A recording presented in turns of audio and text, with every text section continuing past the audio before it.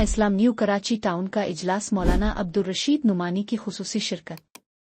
New Karachi town کی کارکردگی کو سراہا گیا، علاقائی مسائل پر تفصیلی غور۔ Karachi, senior reporter Fayyaz Akhtar.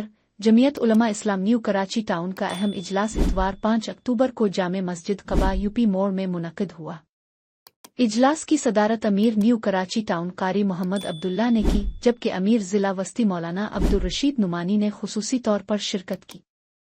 اجلاس کا آغاز تلاوت قرآن پاک سے ہوا، جس کے بعد general secretary new Karachi town Rao Noor Hasan نے ایجنڈا پیش کیا۔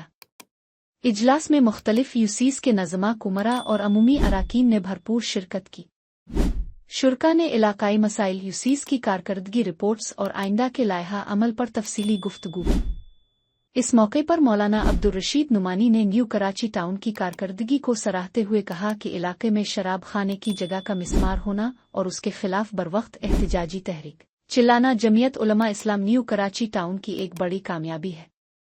اجلاس کے اختتام پر تنظیمی سرگرمیوں کو مزید مؤثر بنانے اور عوامی رابطے کو مضبوط کرنے پر زور دیا گیا۔